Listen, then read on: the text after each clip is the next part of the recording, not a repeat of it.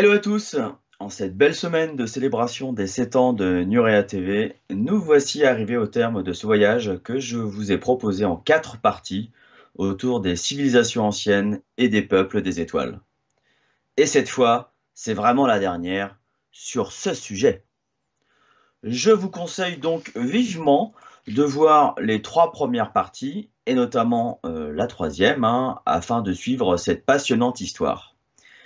Et avant de revenir dessus, je me permets de faire ma petite pub, puisque oui, dorénavant, je vous propose moi aussi une chaîne YouTube qui s'appelle Le Marcheur d'étoiles. Pour la petite histoire, j'en avais créé une lors de ma première émission sur Nurea TV, il y a environ 4 ans, afin de me rendre un peu plus visible sur Internet, grâce au conseil de Nora, que je remercie. Cette chaîne s'appelait sobrement Romain Priou, et je sais que quelques Nuréens et autres sont déjà abonnés, et je les en remercie car ils ont été patients avant que je ne me lance vraiment dans le grand bain youtubesque. Alors, ça va démarrer doucement, et à mon rythme, la première vidéo ne devrait d'ailleurs pas trop tarder, mais je vais produire un peu de contenu sur cette chaîne, soyez-en sûrs. Donc voilà, ça c'est dit.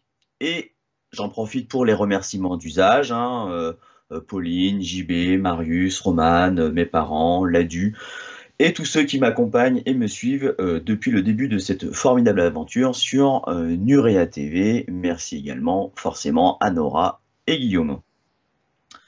Maintenant, on revient au récit d'Ours Blanc, notre fil rouge depuis 3 émissions, qui nous parle de l'incroyable histoire de ses ancêtres, qui auraient été évacués du continent Mu à bord d'astronefs et de bateaux il y a 80 000 ans, jusqu'en Amérique du Sud, à Tiwanaku précisément, d'abord, qui aurait été construite, puis reconstruite plusieurs fois avant que certains clans ne décident de tracer la route vers le nord pour créer la cité de Palenque au Yucatan. Alors le petit zoom qui va bien. Et donc, ses ancêtres, des Hopi, auraient d'abord créé Palenque avant d'essaimer dans tout le Yucatan, créant des cités sur les secteurs de Tikal ou encore Chichen Itza, à une époque qu'ils ne précisent pas. Aujourd'hui, aucune trace archéologique ne vient étayer cette hypothèse que ces cités existaient des milliers d'années avant les Mayas. Ours Blanc nous dit que Palenque aurait été détruite par un tremblement de terre, et on pourrait partir du principe que le site de Palenque a pu conserver les traces de toute cette énergie spirituelle déposée siècle après siècle par des dizaines de milliers d'humains, ou de non-humains d'ailleurs, ou d'hybrides. Il n'est donc peut-être pas si étonnant que ce soit dans cette même cité de Palenque que se soit incarnée une âme du calibre de celle du roi Pakal, incarnée dans un corps pour lequel je suppute qu'il soit issu d'une forme d'hybridation. Et que le règne de ce roi, qui est quand même le plus connu de tous les rois mayas, avec un règne de 68 ans, et bien que ce roi ait amené Palenque à un niveau de splendeur qui n'a jamais été égalé, nous disent les archéologues. Et qu'un peu plus d'un siècle après sa mort, vers l'an 800 après JC, la cité fut progressivement abandonnée, comme dans tout le monde maya, sans qu'on en connaisse vraiment bien les causes. Le peuple maya, lui, est toujours là, mais les impressionnantes cités en pierre et leurs pyramides ont toutes été abandonnées des siècles avant l'arrivée des Espagnols, vers l'an 800 après JC donc. La dernière fois, je vous ai parlé de Chichen Itza et de sa stupéfiante pyramide, des multiples calendriers et de leur système unique de comptage basé sur le chiffre 20, des crânes de cristal, de possibles hybridations étranges ayant notamment pu donner de curieux crânes allongés, et de la rockstar de Palenque, j'ai nommé Paikal et sa fameuse dalle. Bref, je pense que je vous avais bien gâté. Et je vous promets que vous ne serez pas en reste cette fois-ci encore, et on commence tout de suite en poursuivant le tour d'horizon des civilisations mésoaméricaines avec les Olmecs, qui auraient vécu un peu avant les Mayas, vers moins 1200 avant JC. Ces Olmecs nous ont notamment légué ces fameuses têtes colossales en pierre, de monstrueux machins taillés dans le basalte, datés d'au moins 1000 ans avant JC, mais je pense qu'elles sont très certainement beaucoup plus anciennes. Leur hauteur varie de 1,40 m à 3,50 m et pèsent entre 6 et 50 tonnes. Les 17 têtes connues représentent toutes des hommes d'âge mûr avec des joues bien en chair, un nez épaté et de grosses lèvres. Leur visage carré possède des mâchoires puissantes. Leurs yeux en amande ont tendance à posséder un léger strabisme. Ces caractéristiques physiques générales ont pu faire dire à certains que les modèles de ces têtes pouvaient être africains. Or, sur ces photos, vous pouvez voir que ces traits physiques sont toujours communs parmi les habitants de la région. Autre caractéristique, les 17 têtes portent un casque, ce qui a fait émerger l'hypothèse qu'il s'agissait de joueurs de balle, souvent représentés avec un casque. L'autre hypothèse est qu'il s'agirait de souverains de l'époque, mais en fait, franchement, personne ne sait grand-chose sur ces têtes, si ce n'est que les pierres ayant servi à leur fabrication ont été transportées sur au moins 150 km. Comme pour les Mayas, les Olmecs n'ayant ni la roue, ni le fer, ni animaux pour tracter, comment ont-ils fait pour transporter des blocs de parfois 50 tonnes sur 150 km dans des secteurs géographiques où on trouve des collines et des marais? Toujours ce bon vieux mystère autour du système de transport de ces pierres gigantesques. A noter que ces spectaculaires têtes sculptées restent uniques dans toute la Mésoamérique.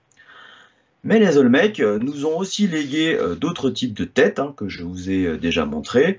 Elles sont certes un peu plus petites puisqu'il s'agit de figurines, mais elles ont ce crâne un peu allongé vers le haut, dont on pourrait penser qu'il est naturel et issu d'une forme d'hybridation. Mais bon, je m'égare très certainement. A noter que ces figurines ont également les yeux bridés, des yeux bridés et des crânes allongés qu'on retrouve sur de nombreuses autres figurines Olmec en terre cuite. Certaines ayant d'ailleurs des traits plus qu'hybridés, à y regarder de plus près, ça se rapprocherait presque des traits reptiliens, voire d'autres figurines en terre cuite, mais qui viennent cette fois de l'autre côté de la planète, à savoir de l'ancienne Mésopotamie, comme vous pouvez le voir sur les deux photos de droite. Des photos qui donc montrent des figurines de la période dite d'Obéide, plus exactement, qui est une période historique qui précède la civilisation sumérienne. Des figurines qui pourraient avoir 8000 ans, c'est dire si c'est très ancien. Observez notamment comment ces deux figurines ont des caractéristiques communes, avec en particulier le bébé qu'elles tiennent dans leurs bras et ces étranges points ou pastilles sur les épaules, des similitudes pouvant laisser penser à une possible origine commune. Mais vous allez me dire, ouais, c'est pas super convaincant non plus, et vous auriez bien raison. Je vais donc poursuivre mon investigation sur ce que nous ont laissé les Olmecs avec cette stèle qui, d'après les spécialistes, serait la première représentation du dieu serpent à plumes, le Quetzalcoatl aztèque ou le Kukulcan maya. Et pourquoi cela? Eh bien parce qu'on voit, et je vais décomposer la stèle pour mieux voir chaque partie, en commençant par l'arrière-plan, donc parce qu'on voit un gros serpent qui a l'air bien en colère et qui porte une coiffe de plumes sur la tête, d'où l'idée du serpent à plumes. Juste devant ce serpent, on voit, je ne sais pas vraiment ce que c'est. D'emblée, je dirais un genre d'appareillage qui se connecte au personnage, avec, entouré en jaune, ce qui pourrait ressembler à des écrans. Bon, pour le reste, vraiment aucune idée. Et pour finir, on a un humain au premier plan, assis dans le corps du serpent, un humain qui serait un prêtre, d'après les spécialistes, avec un masque de jaguar autour de la tête. Et comment les spécialistes savent que c'est un prêtre? Eh bien parce qu'il porterait un sac à encens dans la main, que je vous ai agrandi sur la gauche.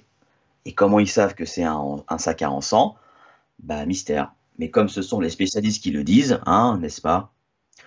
Je vais bien évidemment revenir sur cette histoire de sac, mais là encore, je ne sais pas pour vous, mais moi, spontanément, avec ma logique alternative qui s'est affûtée au fil des émissions de Nurea TV, je ne peux pas m'empêcher d'y voir un humain casqué dans une sorte d'engin pouvant voler, qui aurait été fabriqué par des reptiliens avec des écrans de contrôle et un sac à main en guise de boîtier de commande.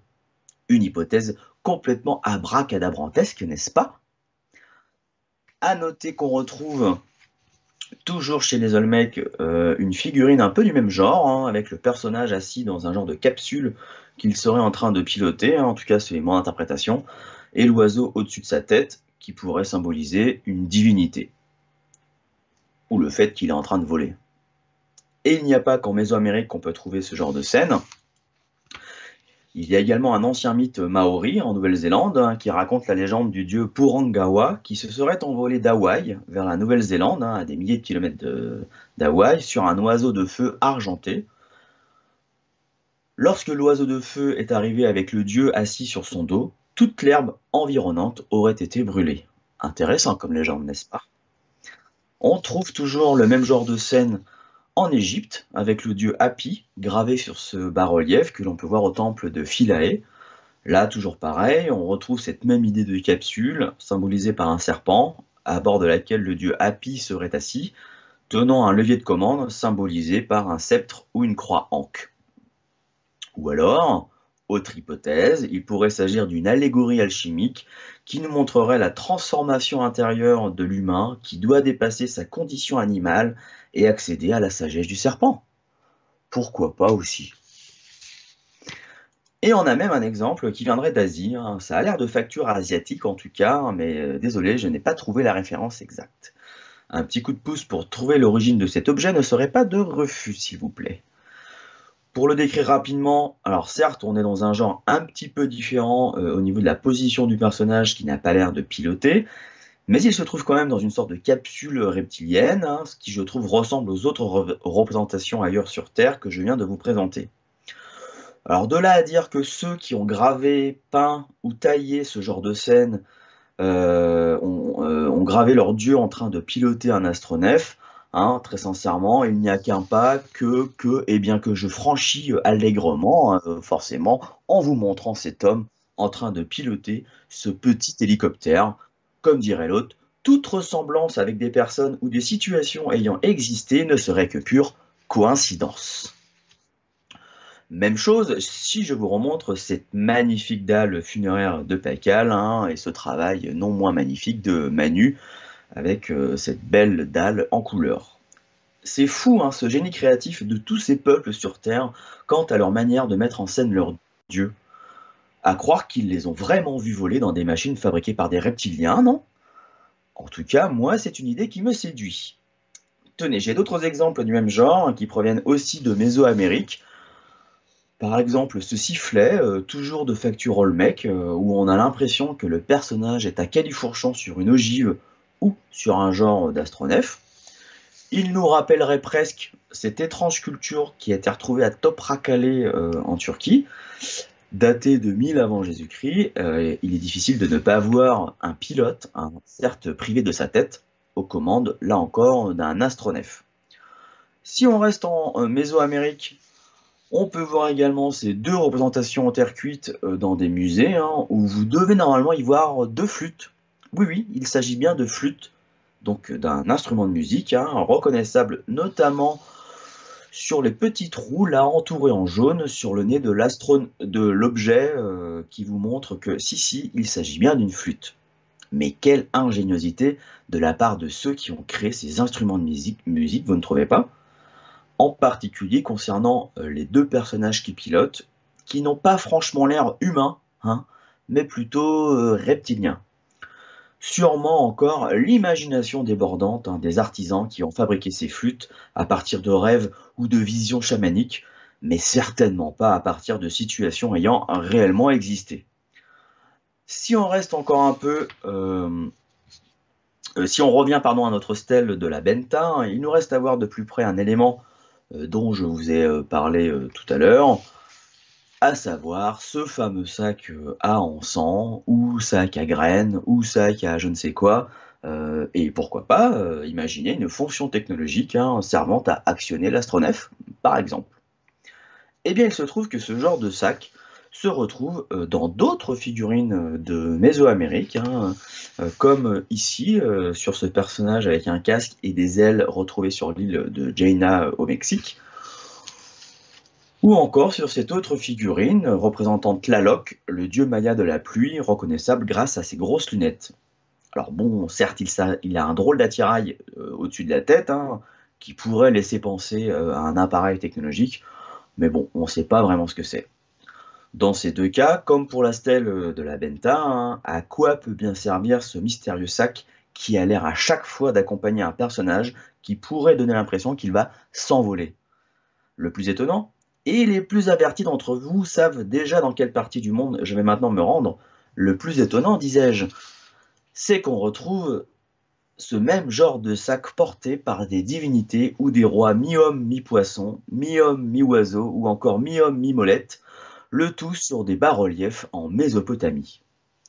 Alors sur les zooms du dessous, hein, on distingue bien qu'il s'agit clairement d'un sac ou d'un panier, qui a d'ailleurs l'air de confection tout à fait anodine. Alors pourquoi autant d'illustres personnages de Mésopotamie portent-ils ce sac? C'est qu'il doit bien être spécial quand même, non? Et pourquoi, sur toutes ces illustrations, le sac est-il spécifiquement porté de la main gauche et que, dans leur main droite, ils tiennent un cône qui ressemble très fortement à une pomme de pin et donc pourrait signifier un lien avec la glande pinéale? Et donc pourquoi ne pas imaginer que ces représentations serviraient à montrer symboliquement que le sac en question ne peut fonctionner qu'avec la glande pinéale, donc avec l'esprit, pour ensuite actionner un dispositif comme celui qu'on pourrait imaginer sur la stèle de la Benta, avec ce lien, avec ce lien entre le reptile, pardon, le fait de voler, et ce mystérieux sac à la fonction inconnue. Ou alors, ce sac n'a rien à voir avec la glande pinéale et une quelconque fonction technologique, et il ne sert qu'à symboliser un lien avec l'agriculture et l'ensemencement, pourquoi pas aussi. Il n'empêche que ça commence à faire de bien curieuses ressemblances, hein, entre la Mésoamérique et la Mésopotamie, qui sont quand même distantes de milliers de kilomètres, comme vous pouvez le voir sur cette carte. On a donc vu des figurines qui se ressemblaient, avec ces traits reptiliens et ces étranges boutons sur l'épaule, des gravures ou bas-reliefs sur lesquels on retrouve des reptiliens et le même étrange sac à main, ou encore ce qui pourrait ressembler à des genres d'astronefs ou de fusées avec des pilotes gravés dans des figurines ou des dalles funéraires. Est-ce qu'au-delà des différences de mise en contexte pour chacune de ces périodes historiques, hein, chose que l'on pourrait bien évidemment me reprocher, hein, ne pourrait-il pas y avoir une explication commune à ce qui semblerait être des ressemblances plutôt convaincantes? Pour cela, je vais à nouveau m'appuyer sur l'histoire des chroniques du Nirkou d'Anton Parks, hein, incontournable, hein, que vous devez certainement commencer à connaître, hein, vu que je la répète à chaque émission, évidemment. Donc, il y aurait 300 000 ans, hein, des extraterrestres reptiliens auraient échoué sur Terre à bord d'astronefs endommagés, suite à une guerre fratricide dans les Pléiades, hein, ils se seraient posés en Mésopotamie. Quand on parle de reptiliens, il s'agit des Anunnaki, des Nungal, des Nki, des Enlil, enfin bref, toute la clique qui fait le sel des fabuleuses chroniques d'Anton Parks. Mais en Mésopotamie, enfin en tout cas dans la région du Taurus, en Turquie actuelle, ils n'étaient pas assez nombreux pour nourrir leur colonie. Le généticien en chef Enki reçut la consigne de créer génétiquement une nouvelle espèce d'esclaves, donc très certainement manipulant les gènes d'Homo erectus et de Néandertal, deux espèces d'hominidés qui existaient déjà sur Terre à l'arrivée des reptiliens, et en y associant un peu de leurs gènes et peut-être de gènes du singe, Enki aurait créé une première souche d'Homo sapiens, nous rappelant cette fameuse phrase de la Genèse: Dieu modela l'homme avec la glaise du sol, et l'homme devint un être vivant. Donc Homo sapiens aurait été créé génétiquement par une espèce extraterrestre reptilienne, d'après Anton Parks. Une fois nés, nos très lointains ancêtres auraient donc été les esclaves de leur dieu, en Mésopotamie, entre le Tigre et l'Euphrate, cultivant la terre et effectuant les basses besognes, hein, et ce pendant des dizaines de milliers d'années. Et on peut imaginer, là encore, comme je vous en ai déjà parlé, et toujours en citant la Genèse de la Bible, que les fils de Dieu virent que les filles des hommes étaient belles, et ils en prirent pour femmes parmi toutes celles qu'ils choisirent. Et donc des reptiliens au crâne allongé qui s'accouplent à des humaines, hein, ça nous donne très certainement, ou peut-être très certainement, des hybrides au crâne allongé, et pourquoi pas avec des mains tridactyles. Donc là, on se situe entre moins 300 000 et moins 100 000 ans environ. Pendant cette période, et en partant du principe que toute cette histoire est vraie, bien sûr, Il est probable que les reptiliens ainsi que les hybrides se soient promenés sur Terre, pourquoi pas à bord de ces étranges astronefs, créant peut-être des comptoirs ou des colonies à travers la planète, un peu comme nos empires modernes. Je ne sais pas si vous avez remarqué les deux patates blanches transparentes sur la carte, hein, qui figurent Mu et l'Atlantide, qui existaient bien évidemment déjà à cette époque très reculée de notre humanité. Donc, si je récapitule, entre moins 300 000 et environ moins 100 000 ans, on a notre humanité qui se développe, toujours plus ou moins contrôlée par les dieux, et des hybrides naissent d'accouplement entre les dieux et les humaines. Et là-dessus, il y a peut-être 100 000 ans, Enki part dans les Pléiades chercher une autre de ses créations génétiques qu'il aurait créées avant d'échouer sur Terre, à savoir les ancêtres des Amérindiens et donc les ancêtres d'ours blancs qu'Enki aurait ramenés sur Mu, accompagnés de ceux que les Hopis appellent les Kachina, à savoir des extraterrestres, qui les aidèrent dans leur développement sur Mu pendant des milliers d'années. Et pendant ce temps-là, il y a toujours des humains, des dieux reptiliens et des hybrides qui vivent et se développent en Mésopotamie, et sans doute aussi dans d'autres endroits sur Terre, comme sur l'Atlantide de l'époque, hein, où règne la terrible Nephthys. La rivalité entretenue entre les dirigeants de Mu et la terrible reine d'Atlantis aboutit à une guerre, il y a 80 000 ans, nous relate Ours Blanc, une guerre qui mit fin au continent de Mu, mais pas à ses habitants, puisque quelques-uns parvinrent à s'échapper, hein, aidés par les Kachina, qui les transportèrent notamment à bord d'astronefs jusqu'en Amérique du Sud, expliquant peut-être pourquoi des artefacts qui viennent de si loin les uns des autres sont finalement si ressemblants. Cette ressemblance pourrait être expliquée par ces déplacements d'humains, d'hybrides et de dieux, depuis la Mésopotamie jusqu'à Mu, expliquant peut-être au passage cette histoire de Dieu Porangawa en Nouvelle-Zélande, avant d'arriver en Amérique du Sud, comme nous racontait Ours Blanc et comme je vous le raconte depuis 4 émissions, hein, où on retrouve étrangement en Équateur ces mêmes représentations du taureau ailé et du dieu ailé qui tient un sac dans la main gauche et une pomme de pain dans la main droite, des objets qui auraient fait partie de la collection du père Crespi. Et de là, les pérégrinations des survivants les auraient amenés en Mésoamérique, où les descendants des survivants de Mu, mélangés aux descendants des survivants de l'Atlantide, auraient forgé de nouvelles civilisations, suite notamment à la stabilisation de Vénus dans le ciel il y a 5000 ans, et nous auraient laissé tous ces précieux artefacts en guise de témoignage de ce qui a pu se transmettre de génération en génération en génération pendant des dizaines de milliers d'années. Les Kachina auraient donc toujours été présents aux côtés des humains, même jusqu'en Mésoamérique, puis auraient progressivement disparu, laissant le destin des humains entre leurs mains. Une belle histoire à laquelle j'ai personnellement envie de croire. Ouh, encore un bon résumé hein, quand même. Hein. Mais c'est pas fini, car les Kachina, ou extraterrestres, serait également à l'origine, nous dit Anton Parks, de la prodigieuse cité de Teotihuacan dans l'actuel Mexique. On va zoomer comme ça pour mieux situer Teotihuacan au niveau du point jaune qui se trouve aujourd'hui à quelques kilomètres de Mexico. Alors au niveau historique et archéologique, hein, vous voyez que Teotihuacan se situe dans la zone d'influence des Aztèques et des Toltèques. Sauf que Teotihuacan est plus ancienne que ces deux civilisations. Hein. En effet, les archéologues situent son apparition aux alentours de 100 avant JC, mais ils nous disent aussi que faute de documents écrits anciens, les origines de Teotihuacan sont mystérieuses et l'origine de ses habitants est débattue. Ça tombe bien que les experts parlent d'origine mystérieuse, hein, parce que je vais encore une fois m'appuyer sur les chroniques du Nyarku d'Anton Parks, et notamment un passage du tome 4, l'oracle de l'oiseau tonnerre. Pour Anton Parks, il semblerait que la construction de Teotihuacan se situe plutôt entre moins 3500 et moins 3300 avant JC, hein, sur la partie en rouge à gauche de la frise. C'est en tout cas avant le début du calendrier Maya, et donc 3000 ans avant la datation aujourd'hui établie des archéologues au regard de ce qu'ils ont trouvé sur le site. Alors j'espère que je ne vais pas être trop confus, hein, parce que ce passage du tome 4 vient en quelque sorte compléter le récit d'Ours Blanc, hein, notamment sur l'origine du dieu serpent à plumes, Quetzalcoatl. A noter qu'Ours Blanc ne parle pas de Teotihuacan dans le récit du parcours de ses ancêtres. Je ne vais pas résumer les chroniques du Nirkou en 5 diapos, hein, donc pour aller plus vite, et comme je vous ai déjà donné quelques éléments de compréhension de cette histoire, je vais tenter de récapituler la chronologie des chroniques du Nirkou d'Anton Parks en quelques dates.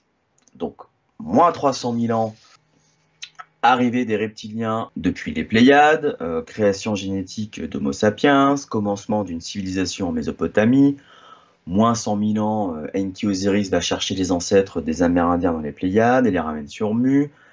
Les reptiliens ont recréé une civilisation en Atlantide. Moins 80 000 ans, guerre entre Mu et l'Atlantide. Mu est détruite, les survivants sont transférés, notamment en Amérique du Sud, mais pas que. Moins 12 800 ans, destruction de la planète Mulguetab, qui était située entre Mars et Jupiter. Son satellite Mulgue, soufflé par l'explosion, cherche une trajectoire et vient frôler la Terre, provoquant des astéroïdes, des chutes d'astéroïdes et des catastrophes, et peut-être celle initiant la destruction de l'Atlantide. Dans le même laps de temps, Enki Osiris aurait été assassiné par son frère jumeau Enlil Set, une des histoires fondatrices de l'Égypte antique. Et quelques siècles après, quelques dizaines d'années après, Isis aurait construit la Grande Pyramide, notamment pour faire en sorte que son défunt mari, frère jumeau, amant, renaisse à travers celui qui sera appelé Horus Héros. Donc c'est une histoire qui est quand même assez compliquée, puisqu'on a des extraterrestres qui se clonent génétiquement en permanence et qui se font la guerre, donc on peut s'y paumer, mais franchement, je trouve ça, moi, passionnant. Donc toute cette période entre moins 300 000 et moins 12 500 ans, ça correspond aux 4 premiers tomes des chroniques du Nirkou, dont le premier tome, le tome 0, qui s'appelle le livre de Nurea, qui va être familier à tous ceux qui suivent Nurea TV. Et la période qui suit, à savoir de moins 12 500 à moins 3 300, c'est la période contenue dans l'Oracle de l'Oiseau Tonnerre, le 5e tome des chroniques.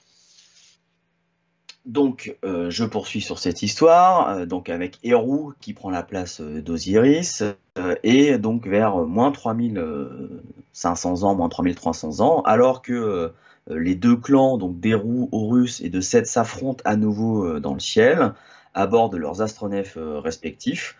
Le vaisseau d'Héru en forme de faucon noir à droite est touché, et va se cracher dans l'eau au large du Yucatan, entre la pointe du Mexique et Cuba, au niveau du point rouge, approximativement. Bien évidemment, je n'ai pas les coordonnées GPS du lieu du crash.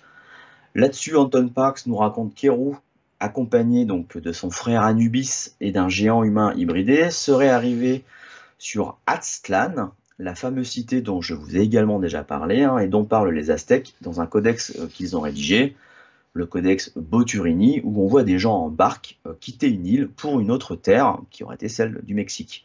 Aztlan ne serait donc pas la grande Atlantide, mais plutôt une plus petite cité construite par des survivants de l'Atlantide, dans cette partie entre le Yucatan et Cuba. Et dont Anton Parks nous raconte qu'elle était gouvernée par un seigneur au crâne allongé et à la longévité décuplée en raison de son hybridation génétique avec les dieux reptiliens. Une cité d'Aztlan qui aurait sombré sous les eaux depuis. Le plus étonnant, c'est qu'à cet endroit également, au niveau du point donc jaune et rouge, au large des côtes de Cuba, en décembre 2001, l'ingénieur naval Paulina Zelinsky et son mari Paul Svensveg étaient engagés par le gouvernement cubain pour rechercher des galions espagnols au fond de la mer des Caraïbes. Comme ils explorent des fonds marins qui sont à plus de 600 mètres, ils doivent utiliser un sonar latéral, un appareil qui projette des fréquences sonores pour produire des images du plancher marin. Ils ne trouvent pas de galion espagnol, mais quelque chose d'inattendu et de surprenant qui apparaît sur leurs écrans. Ces reconstitutions en 3D des images prises par le sonar révèlent à quoi ressemblerait tout un tas de structures qui se trouveraient donc au fond de la mer à cet endroit. La question reste de savoir s'il s'agit de structures naturelles ou artificielles. D'autant que sur cette image, par exemple, il semble y avoir deux pyramides qui se font face, quelque chose que l'on retrouve sur le site Maya de Tikal, au Guatemala, où on a également cette configuration de deux pyramides qui se font face. Et si on trace certains des contours, on pourrait y voir une certaine similitude. Mais bon, cette tentative ne vaut rien s'il s'avérait que ces structures sont tout à fait naturelles. À première vue, je ne sais pas ce que vous en pensez, mais d'autres reconstitutions en 3D ont plutôt l'air de montrer l'inverse, quand même, hein. Qu'est-ce que tu en penses, Maurice? C'est naturel ou est-ce que c'est artificiel, quand même? Ben, je pense que ça fait pas naturel tout ça, quand même. Oui, oui, merci, Maurice. Tout le site a l'air super étendu, avec de nombreux bâtiments, des avenues et a priori donc des pyramides. Cette configuration urbaine pourrait d'ailleurs nous faire penser, sous certains angles, à Teotihuacan, où nous n'allons pas tarder à nous rendre pour voir ce site de plus près. Pour revenir à cette curieuse découverte au fond de la mer, nos deux chercheurs de Galion n'ont jamais divulgué à un quelconque média les coordonnées GPS précises de leur découverte. Ils se sont bornés à indiquer un endroit vague à proximité de Cuba, qui serait donc également un lieu où se seraient rendus Héroux et les quelques survivants de l'attaque et du crash, il y a donc plus de 5000 ans, selon le récit d'Anton Parks. En repartant d'Aztlan, grâce à un vaisseau en forme de soucoupe volante généreusement donné par le seigneur hybridé, Héroux et les siens atterrirent au Yucatan, où ils découvrirent qu'Osiris Enki, ainsi que d'autres extraterrestres, ceux qu'Ours Blanc appelle Kashina, sont déjà passés dans cette partie du monde pour enseigner aux humains tout un tas de choses depuis des milliers d'années. Une langue spécifique, comment lire les étoiles, comment compter le temps et les saisons pour améliorer les récoltes, etc., etc. Une phrase du livre est d'ailleurs assez représentative du fait que les habitants comprennent à qui ils ont affaire. Les villageois remarquèrent leur peau de serpent, l'épiderme des dieux venus du ciel.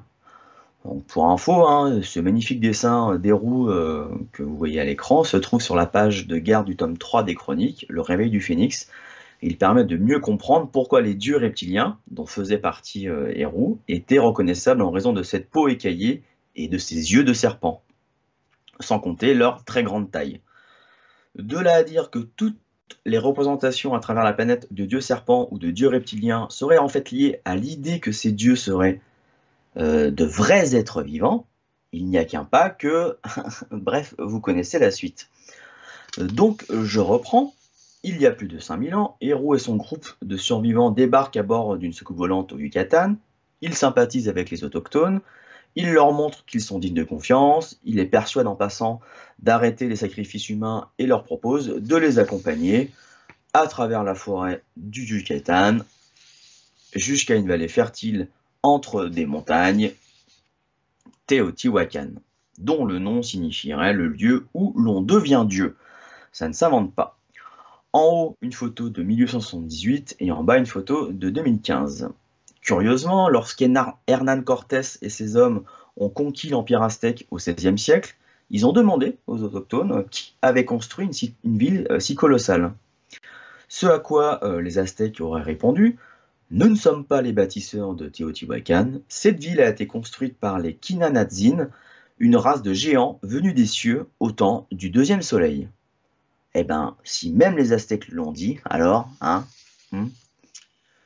Une civilisation aztèque qui prit effectivement possession de Teotihuacan, mais près de 5000 ans après sa construction par Héroux et les siens, d'après le récit d'Anton Parks. Et c'est à Teotihuacan qu'Héroux devint dieu, ou plutôt Quetzalcoatl, le fameux serpent à plumes. Magnifique dessin d'Anaël Parks, que je remercie pour m'avoir permis d'utiliser ce dessin, avec toujours cette peau de serpent et ces incroyables yeux verts. Vous observerez les mêmes colliers en jade que ceux qui seront retrouvés dans la tombe de Pakal à Palenque. De là à dire que Pakal pourrait être un descendant hybridé de Quetzalcoatl ou d'un autre reptilien, il n'y a qu'un pas, etc., etc. Et à gauche, je vous ai mis Quetzalcoatl tel qu'il a été représenté par les Aztèques plus de 4000 ans après. Pour info, Quetzalcoatl est une des divinités les plus importantes du panthéon des civilisations de Mésoamérique, voire même d'Amérique du Sud, puisque dans le livre, Anton Parks nous dit qu'en plus de devenir Quetzalcoatl, Héroux deviendra aussi le Kukulkan des Mayas et le Viracocha des peuples d'Amérique du Sud, notamment chez les Incas. C'est fou comme avec les chroniques du Nyarku, les pièces du puzzle de l'histoire humaine prennent un sens logique et cohérent. Alors revenons-en au moment où Quetzalcoatl et son groupe seraient arrivés dans cette plaine fertile il y a plus de 5000 ans. Pour commencer, ils décident de construire 3 grandes structures, 2 pyramides, celle de la Lune et du Soleil, ainsi qu'un temple, le temple de Quetzalcoatl, plus petit, qu'on distingue au loin à droite sur la photo. Il y a également l'allée des morts, pour nommer aujourd'hui la grande avenue qui part depuis la pyramide de la Lune, et le long de laquelle courait jadis a priori un cours d'eau. Chacune de ces 3 structures a été construite sur des grottes dans lesquelles sont pratiquées des cérémonies en lien avec l'expansion de conscience, via le chant, la méditation et parfois l'absorption de plantes. Quetzalcoatl découvrit à ce propos que son père Enki Osiris était déjà venu dans ces grottes il y a de cela des milliers d'années avant lui. Et en plus de vouloir les construire sur des grottes, Quetzalcoatl veut reproduire à Teotihuacan le même plan que ce que les siens ont créé sur le plateau de Gizeh, en Égypte, en suivant une organisation des 3 structures principales suivant le baudrier d'Orion. Pour vous expliquer tout ça, je commence par rétrécir cette vue pour que vous vous repériez plus facilement. Et je repositionne les 3 structures sur la vue aérienne de gauche, comme ça. Vous pouvez voir la correspondance entre les 2 vues. Lors de la dernière émission, je vous avais montré la constellation d'Orion et la forme de guerrier que pouvait représenter l'alignement des étoiles de cette constellation. Alors certes, je vous avais aussi parlé de la nébuleuse M42 qui se trouve au milieu de ce triangle bleu et qui est très importante pour le peuple maya, mais je ne sais pas d'où vient cette croyance. En tout cas, d'un point de vue de contact entre des extraterrestres venus d'Orion ou d'ailleurs et les Mayas, je ne l'ai jamais lu et Anton Parks n'en fait pas mention. Aujourd'hui, on laisse de côté la nébuleuse M42 et on s'intéresse à l'alignement des 3 étoiles du baudrier d'Orion, ici entourées en rouge, un alignement qu'on retrouverait sur le plateau de Gizeh et à Teotihuacan. On va voir ça. Tout d'abord, on reprend la constellation telle qu'elle est pour mieux voir où sont situées ces 3 étoiles. On va zoomer pour mieux voir, comme ça. Donc, on a l'étoile Mintaka en haut, Anlilam au milieu et Alnitak en bas. Je les ai symbolisés avec un carré bleu foncé. Et on va maintenant poser à droite les 3 pyramides du plateau de Gizeh, Mykérinos en haut, Képhren au milieu et la grande pyramide en bas. Et j'ai mis un petit carré rouge au niveau de la pointe de chacune des pyramides. Et que se passe-t-il lorsqu'on glisse les alignements du baudrier d'Orion et du plateau de Gizeh vers les temples de Teotihuacan, dans cet alignement-là, sur la gauche? Eh ben, on peut observer à première vue que c'est pas mal aligné globalement, et même plutôt précisément pour 2 d'entre eux, tout en sachant que j'ai juste superposé en étant le plus objectif possible, donc sans bidouillage. Donc effectivement, tout ne colle pas parfaitement, mais on n'en est pas loin quand même. Je vais zoomer pour qu'on voit mieux le résultat. Donc en haut, pour ce qui est de la pyramide de la Lune, de Mykérinos et de Mintaka, franchement, la précision est quand même assez bluffante à cette échelle. Par contre, pour la pyramide du Soleil, Képhren et Alnilam, c'est là qu'on trouve l'alignement le moins spectaculaire, à quelques dizaines de mètres près. Donc je le rappelle, Quetzalcoatl a priori choisi l'emplacement des 3 grandes structures de Teotihuacan en fonction de grottes préexistantes, ce qui pourrait peut-être expliquer cette légère déviation. Et enfin, l'alignement entre le temple de Quetzalcoatl, la grande pyramide de Gizeh et Alnitak, qui n'est pas parfait, mais c'est quand même pas mal non plus. Conclusion, les alignements de Teotihuacan et de Gizeh ne semblent pas du tout être liés au hasard. Cependant, Anton Parks ne nous précise pas pourquoi les reptiliens auraient reproduit ce fameux baudrier d'Orion à au moins 2 endroits sur Terre, alors que même viendraient des Pléiades. Cela reste un mystère pour moi pour le moment, peut-être quelqu'un dans l'assistance pourrait avoir une idée. Pour en finir avec Quetzalcoatl, dans l'histoire d'Anton Parks, il quitta Teotihuacan au bout de 52 ans, laissant derrière lui une civilisation avec un savoir colossal, néanmoins sans la connaissance du métal, suivant en cela les recommandations de son père. Du coup, jusqu'à l'arrivée des Espagnols 4800 ans après, les peuples de Mésoamérique ne connaissent toujours pas le métal. Quetzalcoatl en retourna donc en Égypte à bord de son Guigirla, hein, pour reprendre son statut de prince héros et se réimmerger dans les intrigues incessantes de sa famille reptilienne. La suite dans les prochains livres d'Anton Parks. Nous, on va rester à Teotihuacan encore quelques instants pour nous intéresser à quelques éléments sur chacune de ces trois structures, en commençant par la pyramide de la Lune, ici au premier plan. Alors, l'effet de perspective pourrait faire croire que c'est la plus grosse des trois, mais en réalité non, c'est la pyramide du Soleil la plus imposante. Concernant cette pyramide de la Lune, que l'on voit ici de face, des fouilles menées en 1998 ont permis de vérifier que cette pyramide est le résultat de la superposition de plusieurs monuments. Les archéologues ont dénombré pas moins de 7 phases de construction ou de réutilisation, hein, allant ainsi dans le sens d'une occupation très ancienne du site, et il a été établi que ces 7 pyramides successives ont été érigées tous les 52 ans, cycle qui bizarrement correspondrait au nombre d'années apparemment passées par Quetzalcoatl à Teotihuacan, hein, d'après Anton Parks, et que les civilisations aztèques et mayas ont conservé à travers leur calendrier, puisque souvenez-vous, je vous expliquais la dernière fois qu'il faut très exactement 52 ans pour que les calendriers de 365 jours et de 260 jours retrouvent le même alignement. Pourquoi les bâtisseurs de cette pyramide ont-ils voulu en reconstruire une tous les 52 ans? Il fallait bien que ce chiffre ait une importance presque divine pour eux, non? En ce qui concerne la pyramide du Soleil, je voulais simplement vous montrer ses proportions en l'agrandissant d'abord un peu comme ça. Donc je voulais vous montrer ses proportions par rapport à la grande pyramide de Gizeh, hein, que je vous ai tracée à peu près là en blanc. Certes, la pyramide du Soleil n'est pas aussi balèze, mais c'est quand même un sacré ouvrage. Et enfin, avant de finir notre tour d'horizon au temple de Quetzalcoatl, je voulais vous montrer ce que les archéologues ont trouvé dans cette petite zone en rouge, entre la pyramide du Soleil et le temple. Ils ont trouvé 37 kg de mica, les petites plaques bleu-grises là que vous voyez dans le trou sur la photo en bas. Alors c'est quoi le mica et pourquoi j'évoque cette découverte, hein? Le mica est un minéral que l'on trouve sous la forme d'un empilement de feuillets extrêmement minces, souvent transparents, à la fois résistants et flexibles, et faciles à séparer les uns des autres. Avec le quartz et le feldspath, il est l'un des constituants du granit. Il est donc relativement répandu sur Terre, mais les archéologues ont retrouvé l'origine du mica de Teotihuacan, qui viendrait de 400 km de là. En lithothérapie, donc la thérapie par les pierres, le mica aura d'innombrables propriétés et vertus sur le plan psychique, et au niveau physique, notamment dans l'industrie, il est utilisé pour ses propriétés d'isolant électrique et de haute résistance à la chaleur. Un isolant électrique et une haute résistance à la chaleur. Pourquoi les bâtisseurs de Teotihuacan ont-ils eu besoin de mica aux propriétés de résistance à la chaleur?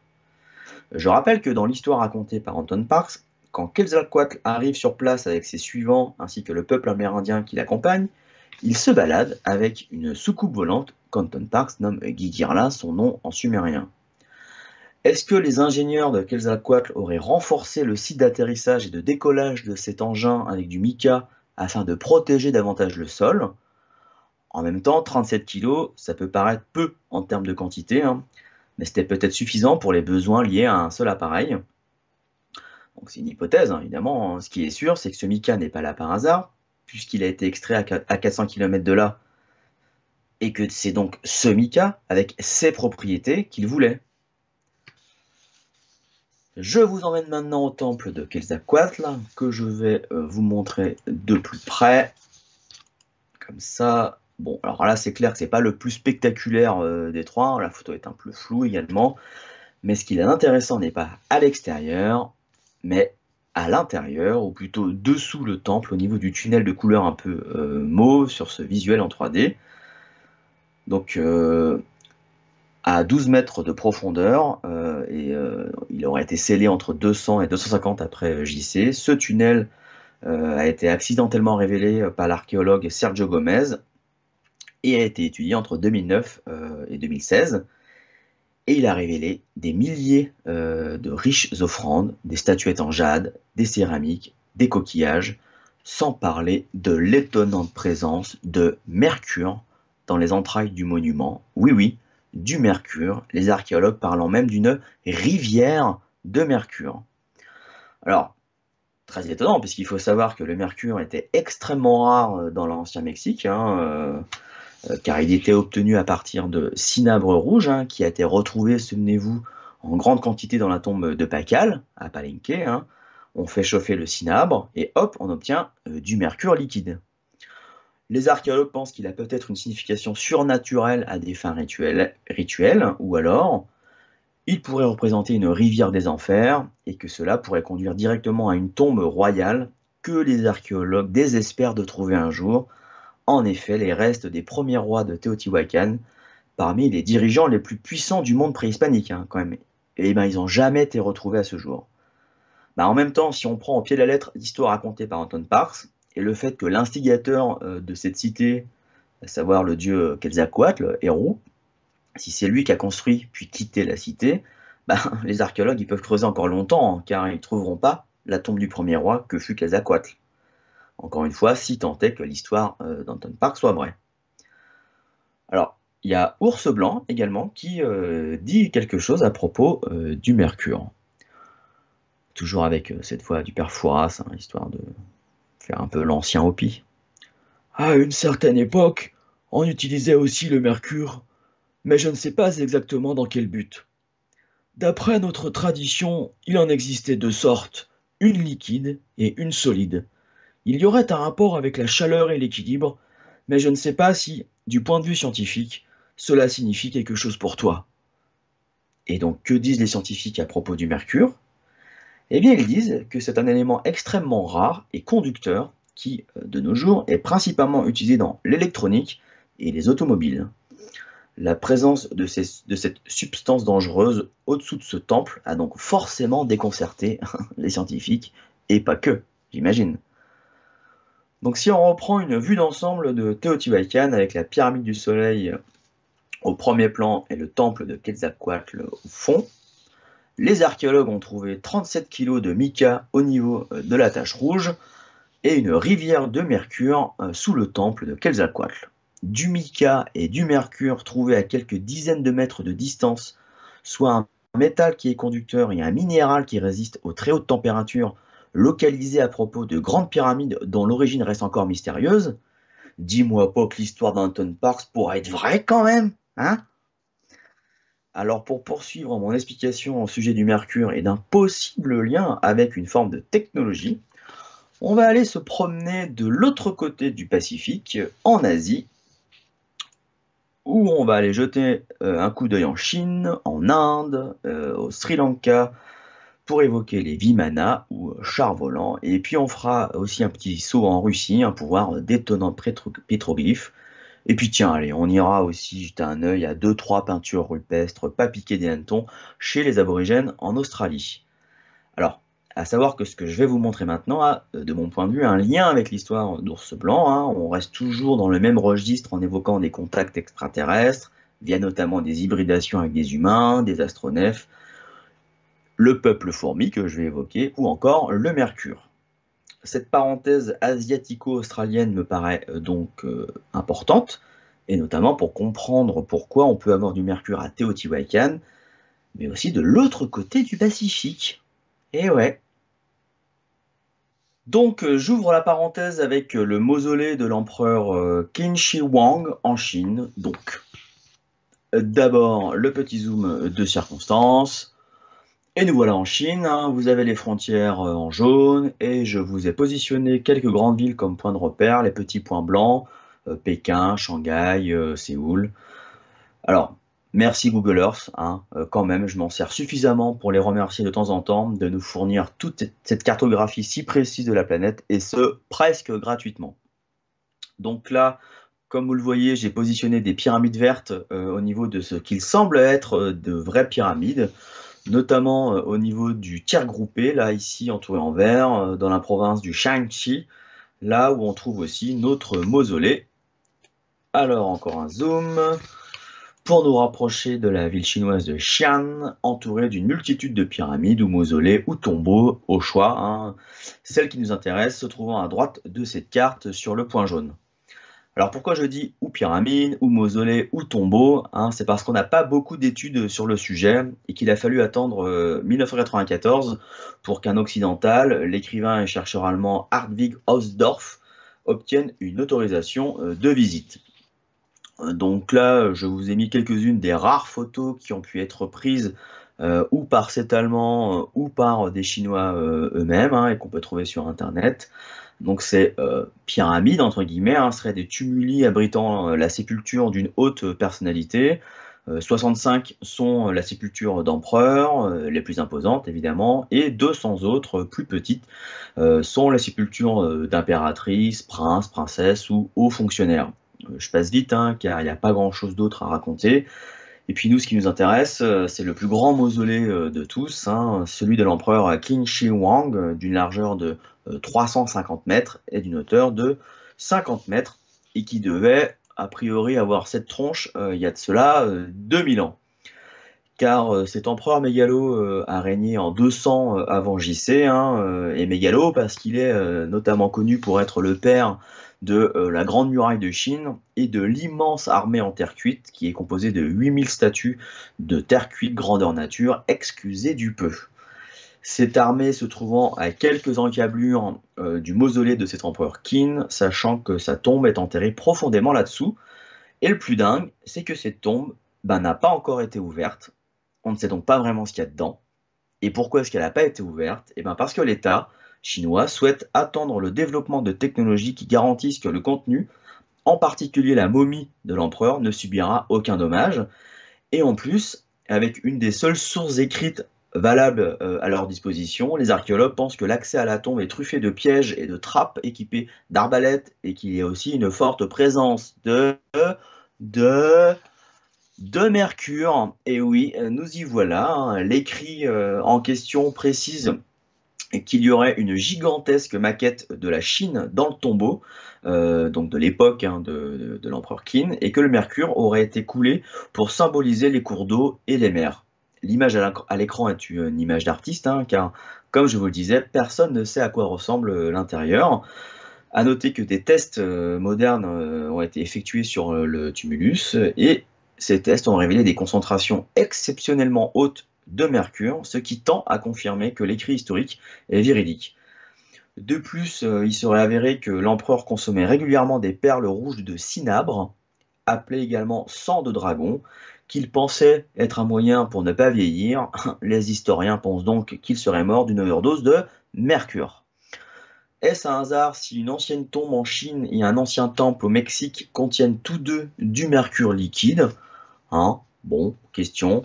Et encore, je n'aborde pas le lien entre les Chinois et les dragons, hein, des créatures reptiliennes volantes qu'auraient chevauché les premiers souverains légendaires chinois.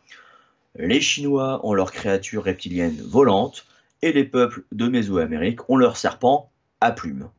Toute ressemblance, blablabla, ne serait que pure coïncidence, vous le savez maintenant. Alors quitte à évoquer des reptiles qui volent et puis du mercure, hein, on va maintenant se rendre en Inde, mais cette fois pour jeter un œil à un des plus vieux textes sacrés du monde, le Mahabharata, dont Fabrice Bianchin, que je salue très chaleureusement, a fait une brillante synthèse dans son livre Vimana, dont je vais m'inspirer pour évoquer ces drôles d'engins aériens que sont les Vimana, du même nom que son livre donc. Et bien évidemment, il sera question d'astronefs qui auraient besoin de mercure pour fonctionner, pour revenir à notre fil de cinabre rouge depuis Teotihuacan et la Chine. Je ne vais pas rentrer dans tous les détails, hein, car le livre de Fabrice le fait beaucoup mieux que moi. À noter aussi que Fabrice est passé sur Nurea TV en juin 2016, tout début de la chaîne, pour parler de son livre. Un beau clin d'œil pour l'anniversaire de Nurea TV. Fabrice m'a également demandé de vous dire qu'il avait écrit son second livre sur le remote viewing, Projet Lussac, l'intuition au service de l'archéologie, déjà sorti chez JMG et que je vous recommande donc. Donc tout d'abord, 2-3 mots sur le Mahabharata, qui signifie grande histoire des Bharata, ou plus simplement la grande histoire de l'humanité. Il s'agit d'un long, très long poème, en fait le plus long poème de l'histoire de l'humanité, puisqu'à titre de comparaison, il est 15 fois plus long que la Bible. La période de cette grande histoire se situerait, d'après les archéologues, vers moins 2000 avant JC. Fabrice la situant plus vraisemblablement au moins avant 3100 avant JC, voire pourrait être beaucoup plus ancienne que ça. Cette grande histoire de l'humanité se déroulerait principalement au niveau de l'ovale en pointillé noir, entre les plaines du Gange, tracées en bleu, et l'Himalaya. Alors, de quoi retourne-t-il dans ces milliers de pages du Mahabharata? Vous allez croire que je vous reparle de l'histoire d'Anton Parks, bah non, mais c'est fou comme ça y ressemble. Donc ça nous parle de Dieu qui aurait débarqué sur Terre à bord de Vimana. Fabrice nous dit que ces Vimana concernent tout objet susceptible de voler, que ce soit dans le Mahabharata ou dans la littérature hindoue de manière globale, parce qu'il n'y a bien évidemment pas que le Mahabharata qui parle des Vimana. Bien évidemment, les archéologues n'ont pas une lecture littérale de ces textes. De leur point de vue, les Vimana seraient des allégories désignant le lieu de résidence d'un roi ou d'un dieu sur Terre. Ce qui est étonnant, c'est la multitude de représentations des Vimana par les hindous eux-mêmes. Il y a ceux que vous voyez sur l'iconographie là sur la diapo, à savoir des vaisseaux-mers gigantesques qui sont comparés à des villes volantes. Mais on peut voir aussi des barques volantes, des chars volants en haut de ce bas-relief que j'ai entouré en blanc, ou alors carrément des astronefs plutôt réalistes sur des bas-reliefs, comme celui-ci qui représente un des Vimana les plus célèbres de l'Inde, le Pushpaka Vimana. Plus facile à voir quand on retire ce qu'il y a autour. Bon, voilà quelques exemples de la façon dont les hindous se sont représentés les Vimana décrits dans leurs textes. Des villes volantes, des barques volantes, des chars volants, et parfois ce qui ressemble vraiment à un astronef. Ce qui est étonnant, c'est que, encore une fois, c'est que Fabrice Bianchin nous dit que la forme des Vimana qui revient le plus souvent est la forme arrondie, ovoïdale ou discoïdale. Donc pas vraiment ce qu'on voit à l'écran, mais plutôt comme certains des vaisseaux pilotés par les reptiliens des chroniques du Nirku d'Anton Parks, qui sont souvent soit en forme de cigare, soit en forme de soucoupe, ici dessiné par Franz Lavigne, que je salue.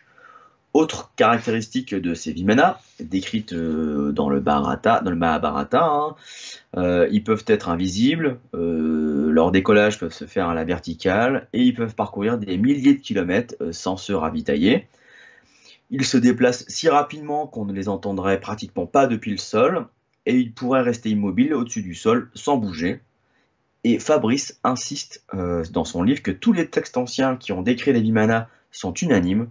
Les machines aériennes doivent utiliser en partie du mercure pour pouvoir voler. Dans un de ces textes sacrés en particulier, le Vimanika Shastra, le fonctionnement des moteurs à cristaux et à mercure est décrit, ainsi que les emplacements pour installer le matériel. Autre fait intéressant dans ce texte, il y a la composition de la solution liquide qui alimente les cristaux. Il s'agirait d'un mélange de magnétite, de mercure, de mica et de mue de serpent. Tiens donc, du mica, du mercure et de la mue de serpent pour faire tourner les Vimana hindous. Je sais pas pour vous, mais moi ça va me rappeler forcément Teotihuacan, où les archéologues ont trouvé, rappelez-vous, 37 kg de mica au niveau du point rouge, ainsi que dans le tunnel découvert sous le temple de Quetzalcoatl, une rivière de mercure. Et je ne l'avais pas mentionné, mais ils ont aussi découvert de la magnétite dans ce même tunnel. Elle recouvrait d'ailleurs tout le tunnel. Donc ça, ce sont les découvertes objectives des archéologues depuis environ 15 ans, du mica, du mercure et de la magnétite à Teotihuacan.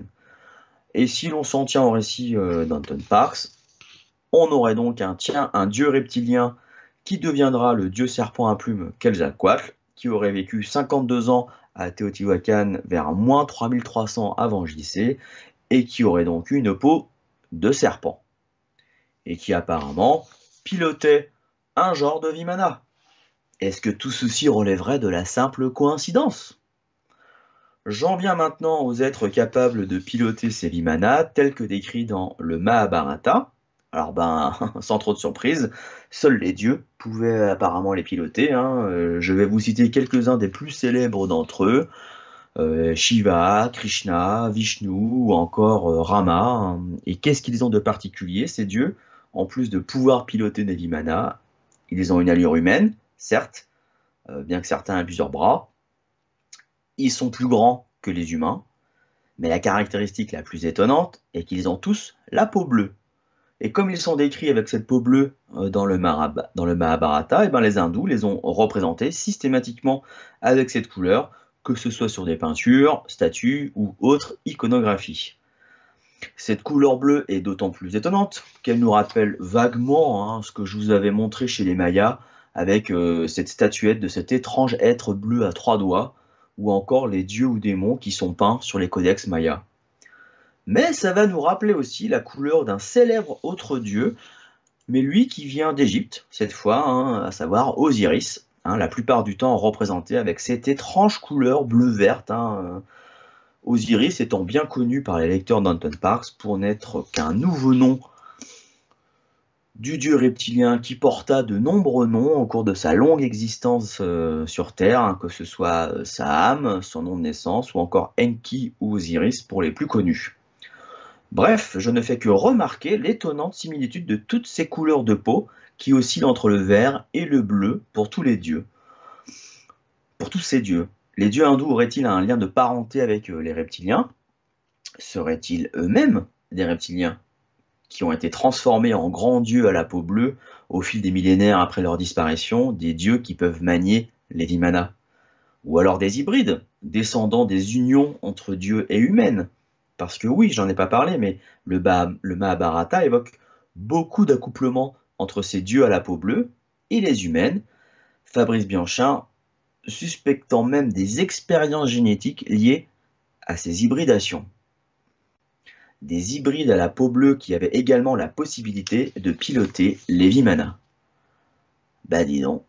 Et pour finir sur cette peau bleue, certains réalisateurs n'ont-ils pas utilisé cette couleur pour s'assurer que les spectateurs perçoivent immédiatement ces personnages comme des extraterrestres? En particulier dans Avatar?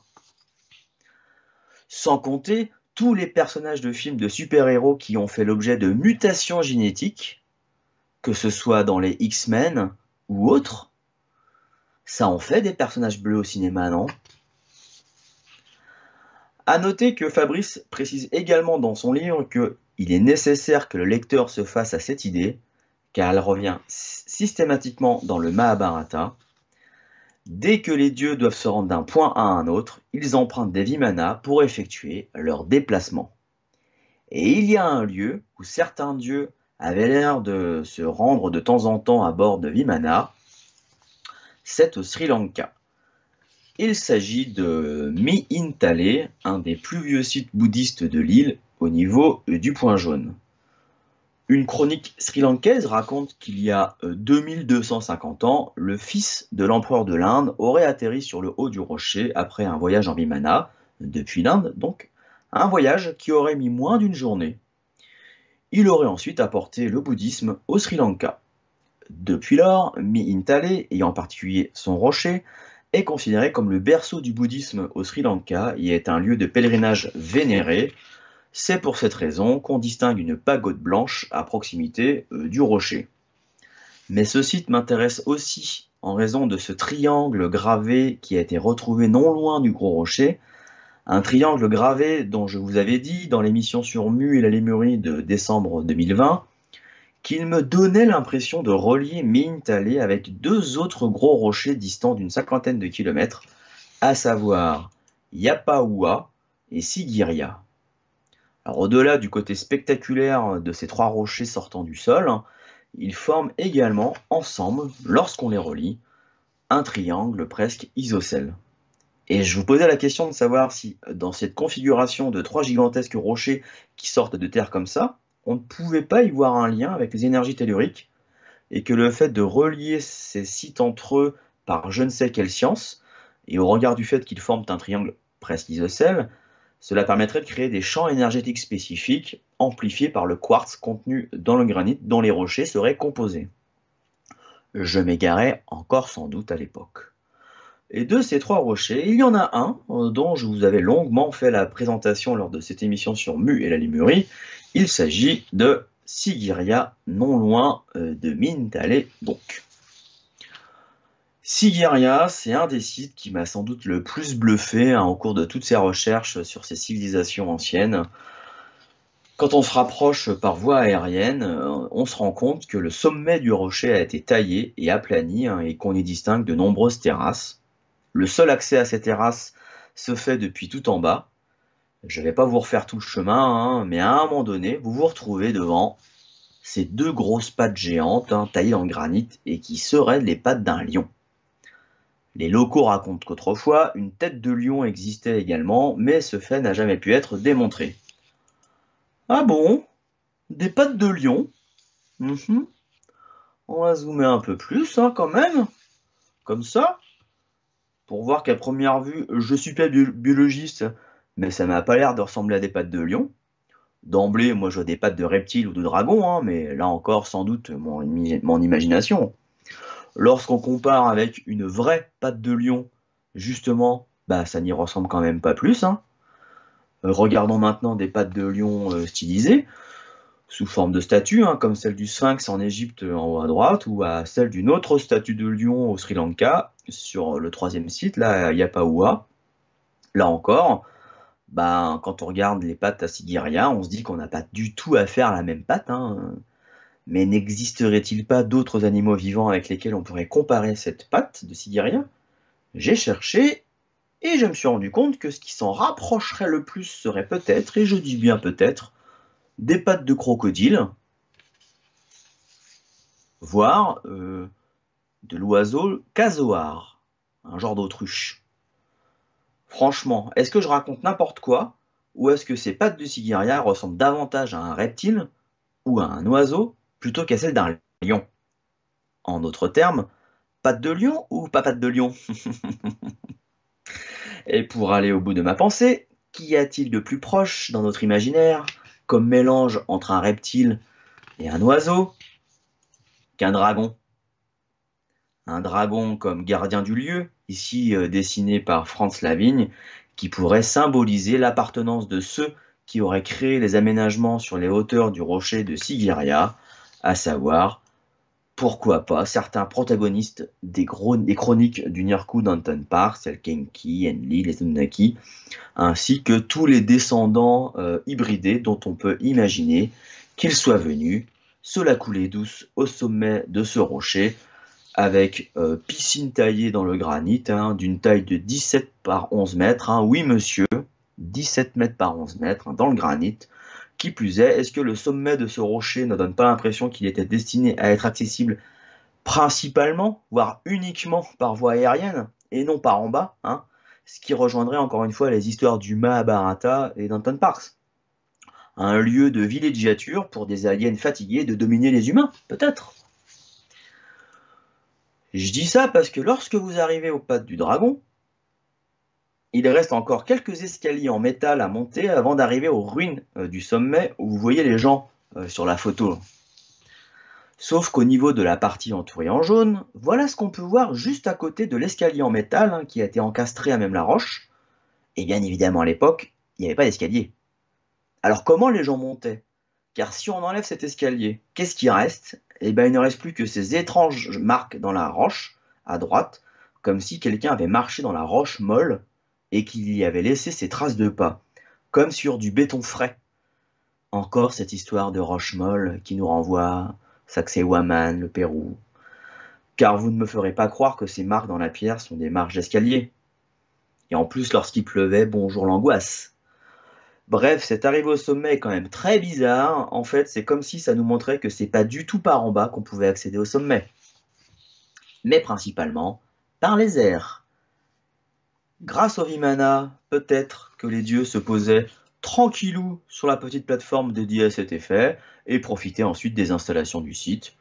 Voici une reconstitution imaginée, telle qu'imaginée par Franz Lavigne, que je remercie à nouveau pour tout le travail incroyable accompli sur son logiciel 3D. On distingue une petite pyramide, bien sûr, un astroport, la piscine et tout le reste des installations. Il n'y a pas à dire, hein, si c'est vraiment comme ça que ça s'est passé, on peut dire qu'ils savaient vivre, ces dieux reptiliens à la peau bleutée. En tout cas, c'est l'hypothèse qui me vient naturellement lorsque je vois ces grosses pattes de dragon et cet accès hyper compliqué pour pas venir au sommet à pied. C'est quand même carrément plus simple par les airs, vous trouvez pas? Pour un peu, ce dragon à l'entrée me rappellerait presque le serpent à plumes de Mésoamérique ou les dragons chinois. Donc voilà pour Sigiriya au Sri Lanka. On va rester encore quelques instants en Asie, en Russie, et plus précisément au niveau des 3 points jaunes où il est écrit pétroglyphe. Le mot pétroglyphe signifiant dessin symbolique gravé sur une roche naturelle. Alors à votre avis, dans la région de Kalbakh-Tash, ici en Russie, combien voulu symboliser les auteurs de ces pétroglyphes? Autant à droite, on sent qu'on a affaire à des humanoïdes, mais avec des têtes bizarres, de longs bras fins et de courtes jambes. Autant à gauche, qu'est-ce que vous voyez? On a plutôt l'impression de voir décoller une fusée ou un astronef quand même, non? À quelques centaines de kilomètres de là, près du lac Baïkal, qu'est-ce que nous montre ce monsieur du bout de son doigt? Mais oui, on dirait bien encore un être à l'étrange carrure et ses drôles d'antennes sur la tête. Sur la droite, ils sont même plusieurs à avoir le même étrange look. Des êtres avec des antennes qu'on va retrouver sur ce 3e site que je souhaitais vous montrer, dans la région de Khabarovsk, toujours en Russie. Alors, que sont ces êtres étranges avec ces antennes sur la tête, que l'on va retrouver également en Australie, au niveau des points jaunes? Parce que oui, les aborigènes ont laissé des milliers de peintures à même la roche, des peintures représentant tout un tas de personnages étranges qu'ils appellent des Vanginas. Vanginas, il s'agirait de leur divinité. Alors à droite, avec les jambes écartées, vous allez quand même pas te dire qu'on n'a pas affaire à une fourmi géante. Enfin, en tout cas humanoïdisée, mais une fourmi. Une fourmi géante qui pourrait un peu faire penser à ce que je viens de vous montrer en Russie, non? Et les êtres qui ont été peints en bas, là chez les aborigènes, avec cette étrange tête en forme de demi-cercle, pourraient également faire penser à cet autre pétroglyphe russe, non? Alors que sont exactement ces fameux Vanginas du point de vue des aborigènes? Eh bien, ils pensent que les Vanginas étaient les habitants préhistoriques de la région donc du nord-ouest de l'Australie, la seule région où des peintures rupestres de ce style ont été trouvées. Dans la tradition aborigène, ces êtres faisaient partie du début de la création et avaient un grand pouvoir sur la nature. Au-delà de la création en forme de fourmis vue précédemment, lorsqu'on regarde ces images plutôt obsédantes de Vangina, il est possible de penser à des extraterrestres gris, tête surdimensionnée, pas de cheveux, de grands yeux noirs, pas d'oreilles, pas de bouche et une peau d'un blanc très accentué. Bien évidemment, jusqu'à l'ère moderne des ovnis et des représentations d'êtres extraterrestres, ceux qui ont pu étudier ces œuvres d'art n'avaient aucun point de référence pour les Wanjinas, aucun moyen de comprendre pourquoi les aborigènes ont pu créer des êtres divins si radicalement différents d'eux-mêmes. Certains ont même un petit côté flippant, je trouve. On dirait vraiment une sorte de spectre ou de fantôme, en tout cas une entité surnaturelle. Et à droite, je vous laisse compter le nombre de doigts des 2 êtres peints en rouge. Et oui, ils ont chacun une main visible avec 3 doigts, comme pour les momies de Nazca. Pas possible, encore des êtres à 3 doigts à l'autre bout de la planète, c'est tout de même curieux cette histoire. Mais c'est là encore très certainement l'imagination des aborigènes. Si on poursuit nos investigations, voici à nouveau un magnifique travail de Manu Alterac, qu'il a produit à partir d'une photo originale donc, qui porte le numéro 1 à gauche. Et à partir de cette photo, Manu montre comment il est arrivé à discerner la présence de 2 E.T. au crâne allongé et au cou proéminent, en passant par l'étape 2, avant d'arriver au dessin final en 3. Donc sur le 1, on a d'emblée l'impression de voir des grosses têtes de limaces avec de petites antennes, mais comme Manu le dit, avec l'apparition des crânes allongés en 3, on voit que les proportions anatomiques globales sont respectées. Assez fascinant, je trouve.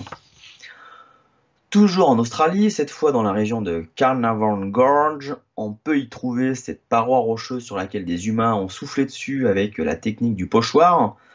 C'est sacrément efficace, hein, car les pigments utilisés peuvent tenir des milliers d'années.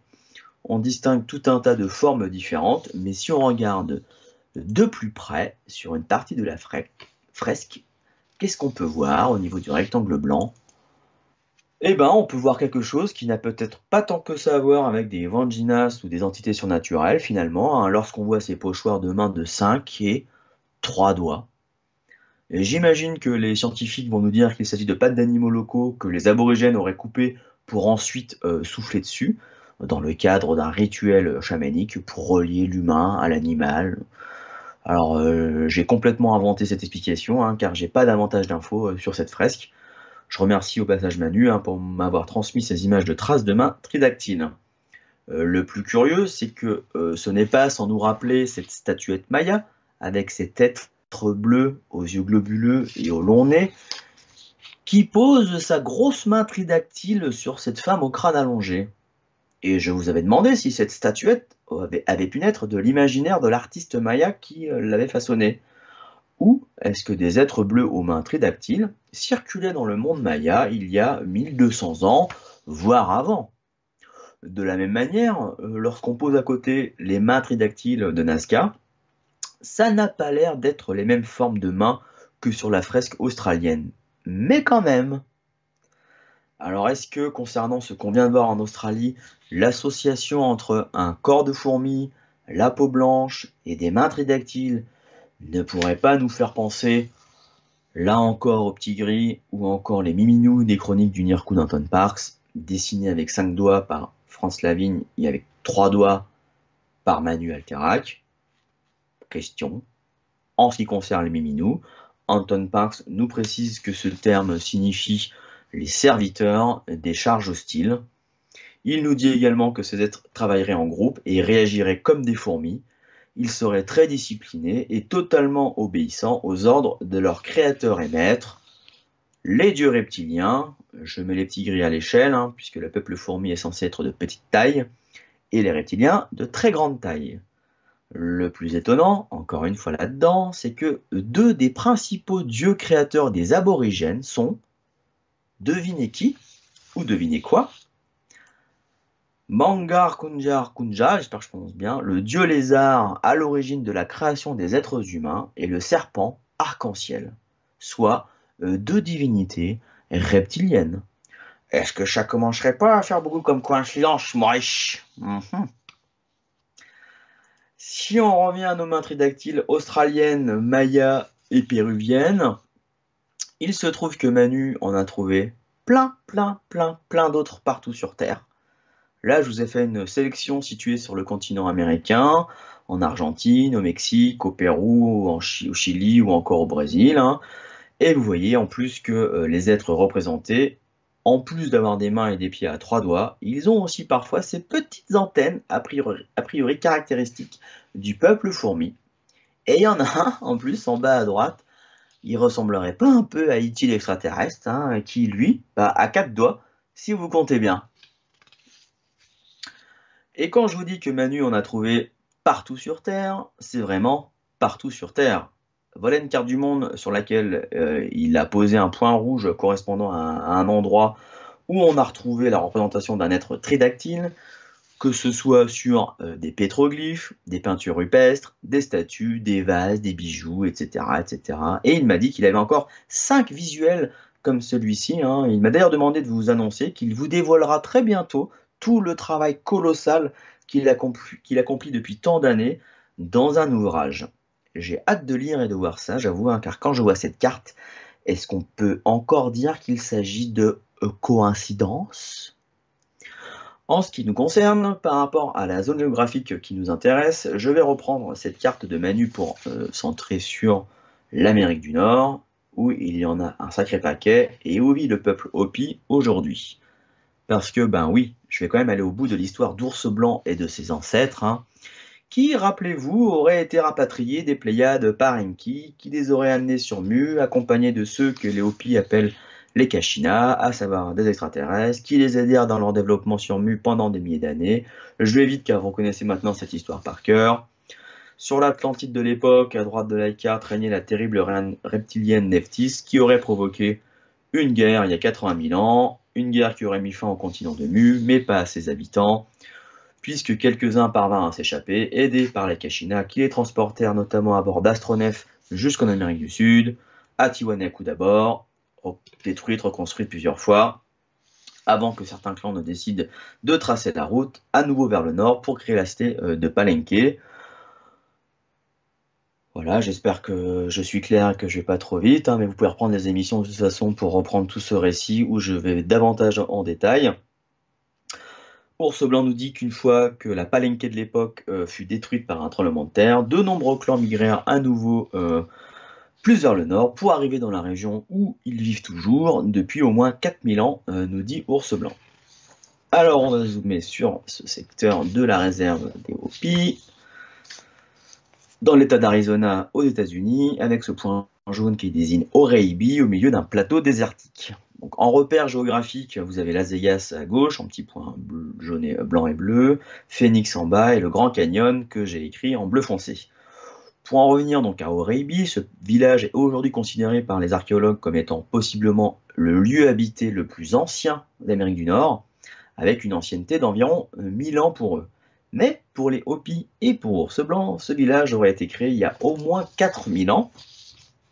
Et deux autres villages Hopis seraient tout aussi anciens, Shungopovi et Sishomovi. Ces trois villages, avec d'autres, sont implantés sur ou au pied de mesas, sorte de petits plateaux, mesa signifiant table en espagnol. Donc on le voit bien sur la photo que je vous ai mise en haut à gauche, qui montre un village Hopi implanté en surplomb de la vallée. Et comme il y a trois mesas, les États-Unis surnomment ce secteur habité The Three Mesas.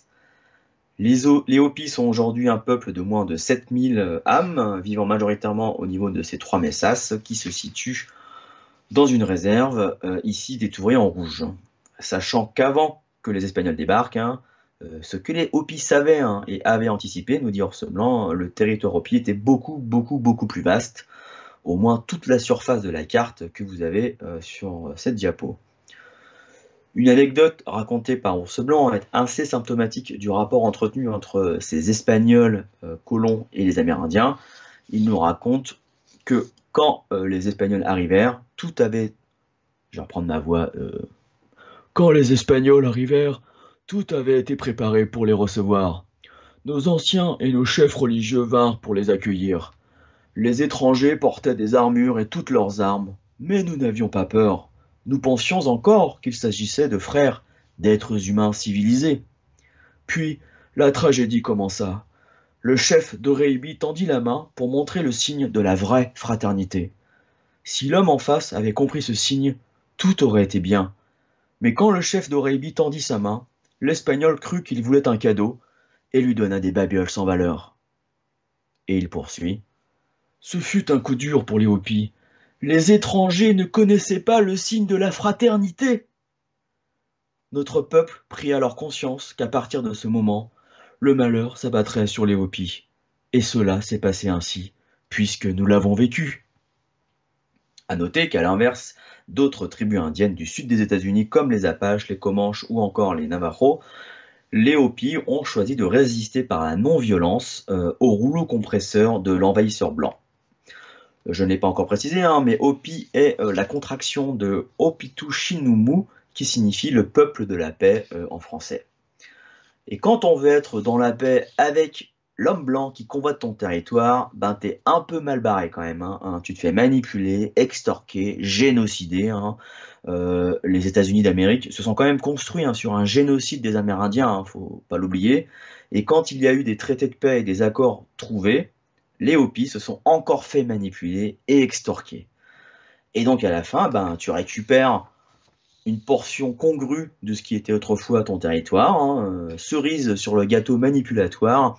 La réserve des Hopis en rouge se trouve au sein de celle des Navajos, une autre ethnie indienne, ici détourée en vert, alors que Hopis et Navajos ne peuvent pas se saquer. Mais bon, ça, l'homme blanc va dire que c'est pas de sa faute, et que les Indiens n'ont qu'à s'entendre entre eux, n'est-ce pas? Alors au-delà de ces considérations géographiques et historiques, pourquoi les Hopis sont-ils venus s'installer en plein désert?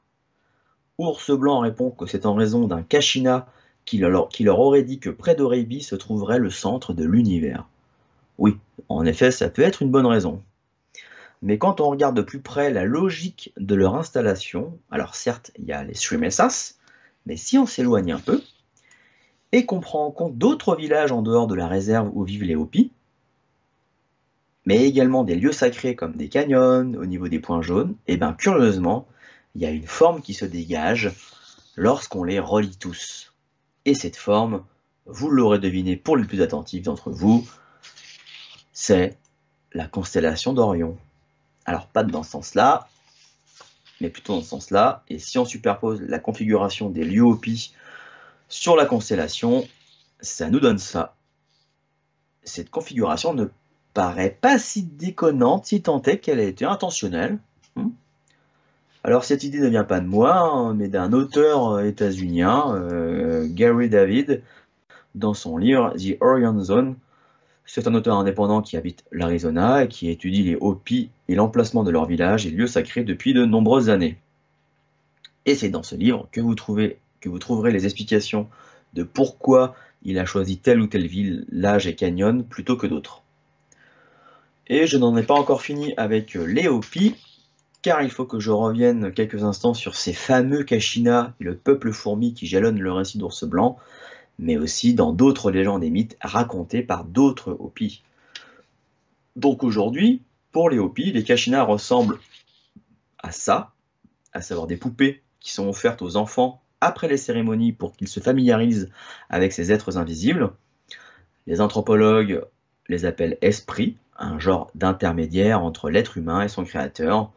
Mais pour les Hopis, il s'agit de vrais êtres vivants qui ont aidé leurs lointains ancêtres à s'installer sur le continent américain, qui leur ont enseigné l'agriculture, à lire les étoiles, le cycle des saisons, etc. Mais bien évidemment, ces poupées de bois et de chiffon ne ressemblent pas trop aux êtres que je vous montre depuis le début de ce cycle d'émission sur le peuple des étoiles. Oui, les poupées de chiffon ne ressemblent pas trop aux reptiliens, Miminous ou autres extraterrestres planificateurs qui ont peut-être aidé les Hopis il y a cela des milliers d'années. Mais les Hopis n'auraient-ils pas laissé d'autres traces de ces contacts, comme sur des pétroglyphes ou des peintures rupestres par exemple? Parce que bon, ces petits personnages avec de drôles d'antennes sur la tête, ça vous rappellerait pas le peuple fourmi qui pourrait être assimilé au petit gris? Bon alors là c'est vrai que mis à part les antennes c'est pas très flagrant. C'est peut-être un peu plus parlant ici, avec ces étranges personnages blancs à gauche et le petit être tridactyle rouge juste à côté d'eux, que j'ai entouré en jaune. Et sur la photo de droite, on a un genre de frigo à antennes sur pattes, et juste à côté, on a un être avec de grands yeux et des antennes. Alors pour le moment, tous les personnages que je vous présente ont pratiquement 5 doigts, sauf celui entouré en jaune. Sur ces peintures, je crois que ça se passe de commentaires. Ça ressemble quand même de plus en plus à un genre de fourmi géante, mais avec 5 doigts. Et sur les deux photos de droite, on a un serpent qui accompagne le personnage aux gros yeux. Sans doute un message subliminal de la part des peintres. Et je n'ai pas pu m'empêcher de mettre notre bon vieil Ichi de téléphone maison qui, je pense, pourrait faire la causette avec ces drôles de personnages peints dans le désert états-unien. Et enfin, les dernières peintures rupestres amérindiennes que je souhaitais vous présenter, qui ne sont pas non plus sans rappeler les divinités Wanjinas des aborigènes en Australie, peintes dans les grottes de Kimberley notamment, comme dit l'expression, toute ressemblance avec ne serait-ce que pure coïncidence. Alors concernant les pétroglyphes ou peintures rupestres que je viens de vous présenter, elles sont majoritairement situé dans ce secteur des États-Unis, au niveau de l'ovale jaune à droite.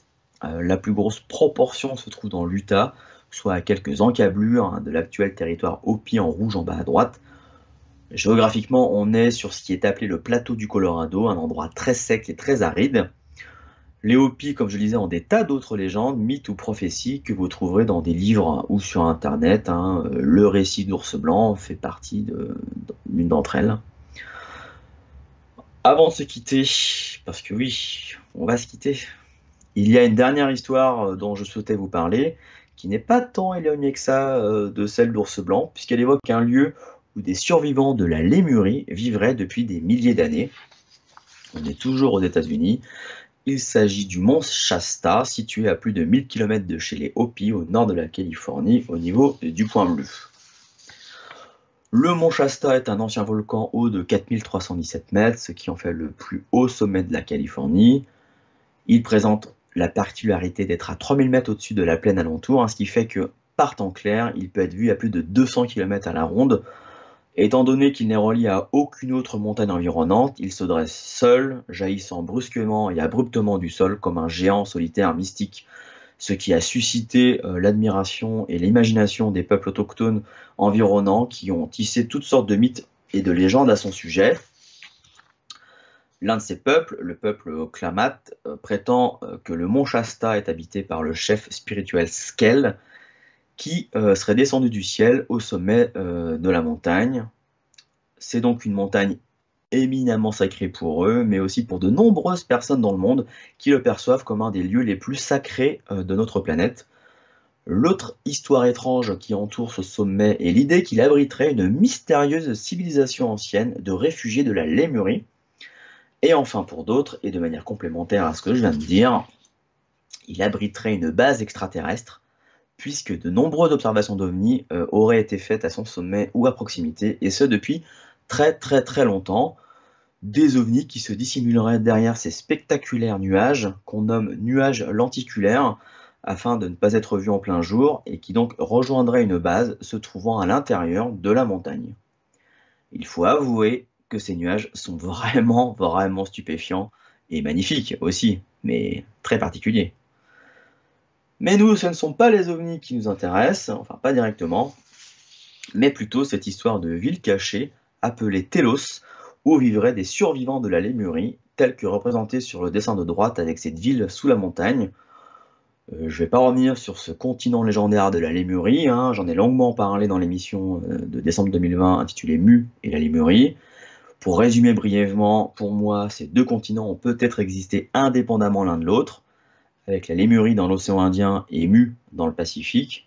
Mais l'histoire de possibles rescapés de la Lémurie au mont Shasta me fait davantage penser à des réfugiés de Mu, comme l'histoire d'Ours Blanc, puisque la majorité des auteurs de cette histoire localisent la Lémurie dans le Pacifique.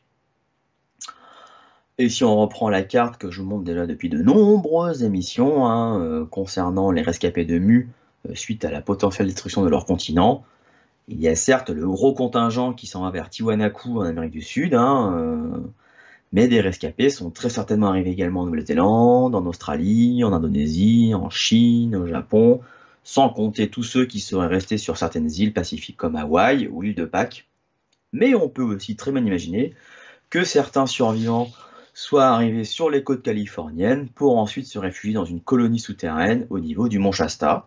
Après tout ce que je viens de vous raconter, franchement, moi je pars du principe que c'est possible. Alors, qui a raconté cette fantastique histoire?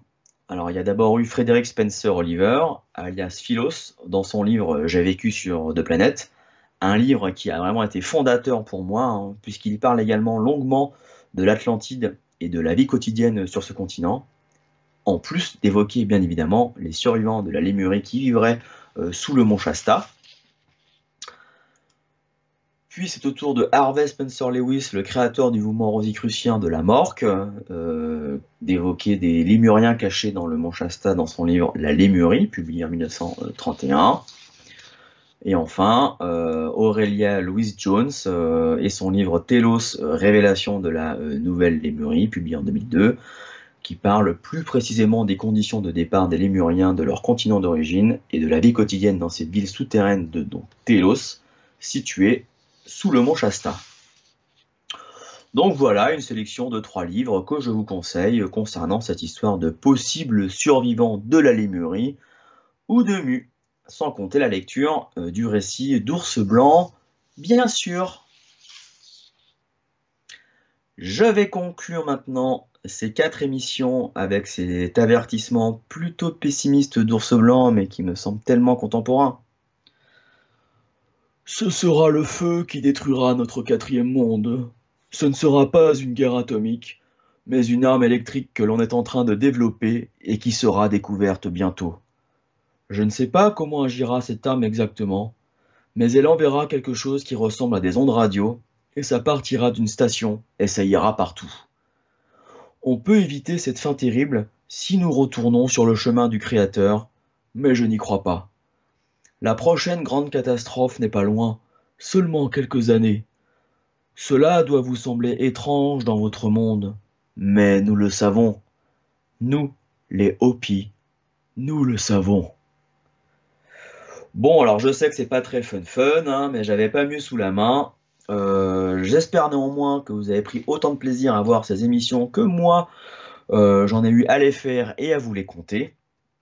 Merci de m'avoir écouté. Longue vie à Nuria TV. Et à bientôt ici ou sur la chaîne Le Marcheur d'étoiles. Ciao!